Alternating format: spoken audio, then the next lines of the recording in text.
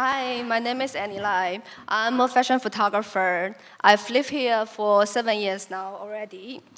I was born in New Zealand in 2 years after my parents moved there. And we moved back to China when I was 2 years old. I had and still have a New Zealand passport. So when I was in China, the school time, even though I felt as Chinese as everyone else around me, I was the international student with an English name. And I was sent to New Zealand when I was 15 years old to study high school. I was spending 4 years with a homeschool family. Even though I was finally in my home country, as an Asian girl who didn't speak any English, I was still seen as an international student. So the whole project is about my home journey, so please bear with me. After I graduated from high school, I applied for fashion photography in London, and I got in. That's how I ended up here with you guys tonight. The project is very much about the definition of home. The whole time when I was in New Zealand, and even a long time after I moved to London, I still consider my home in Xiamen, where I grew up in China. It's a very small, beautiful city by the sea with a warm climate. I have a very strong emotional connection with the place where I grew up with my families and my friends. I flew back to Xiamen and stayed there for 2 to 3 months every year till my mom moved away. Xiamen is where I felt rooted. And here are some snapshots I took last year when I went back. People say memory glow the way real moments don't. I always encounter so much complicated emotion whenever I go back home. I naively assumed that my hometown would stay the same as how I remembered it, but it carried on without the people who left. When I was taking this picture, I wandered around the city in the very few remaining old neighborhoods that I was still familiar with, hoping by capturing them through my camera, they will last longer in my memories. In 2018, I made my last trip to visit my childhood home. My mom was about to move to a small town in New Zealand. My childhood home was put on sale, and both my parents had their new life and new families. My ideas of home was taken away before I could prepare for it. I had a really difficult time coping with it. I felt very overwhelmed because I lost my connection to my past, and I didn't know where to turn to. After I come back to London from the trip, I was very determined to make this my new home, even though I didn't feel belong here then. During the conversation with my Chinese friends, I realized in different ways, the struggle of belongings and cultural identities are so common. Most of my friends, we come here for university, and we want to continue living here after graduation. But being in creative industries, the government policy made it extremely difficult to do so. Among every conversation between my Asian friends and me, the topic of visas always get brought up eventually. I'm on my 3rd visa now. We are at this awkward position that we were raised with one culture and enter a completely different society at the coming of age, when we just about to start understanding the meaning of representation and identity. We can't return to where we come from, yet we are really far away from fully embracing this new world.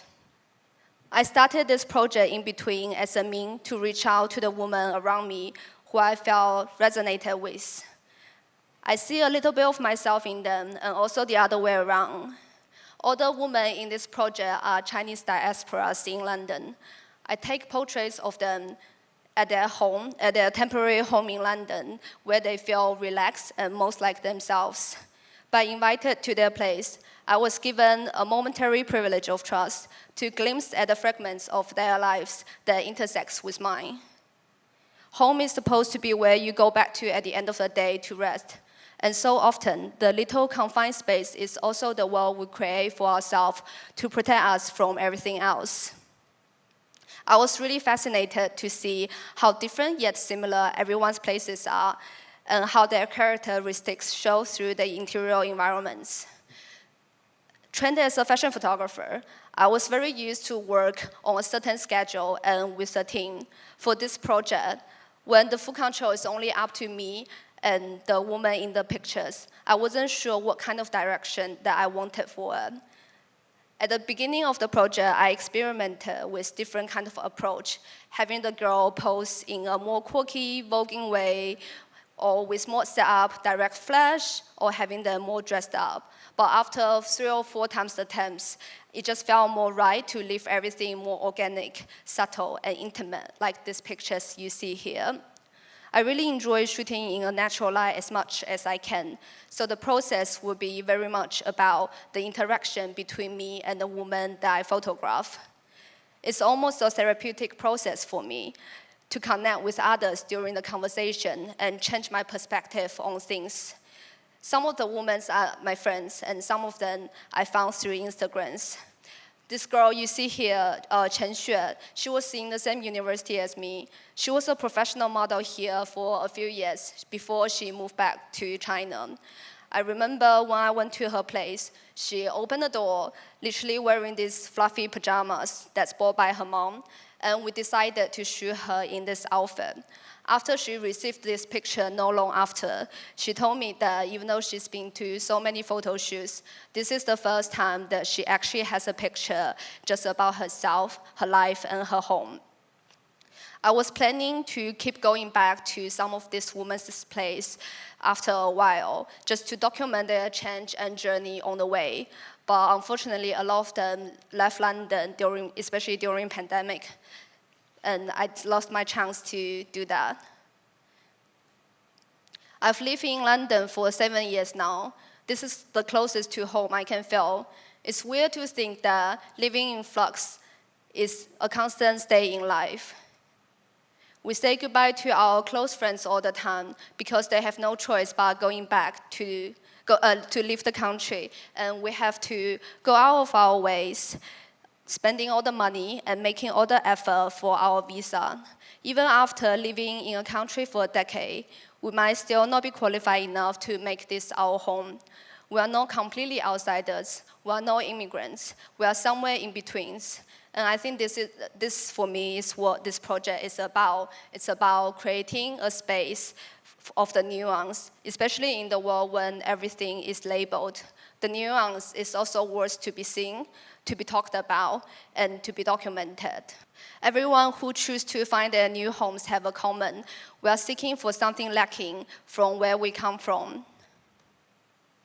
And here are some later pictures of this series that I took this year and last year.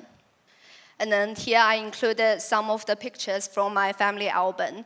This is me in front of the house in New Zealand that I can barely remember. And then the picture from my home in China on the balcony. And this is me pretend that I could read newspaper with my granddad. So I'm showing you these pictures because this is the only memento I have with me from my childhood home. And when I look through the album, I realized that my mom was such a huge influence on my earlier interest in photography because she was the one that always carrying camera and taking picture of my every moment.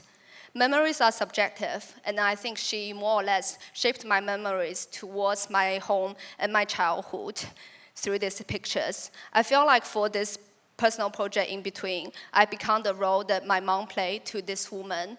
I choose and capture the moments for them at their temporary homes, and the image would become the little momentum for them in the future as well.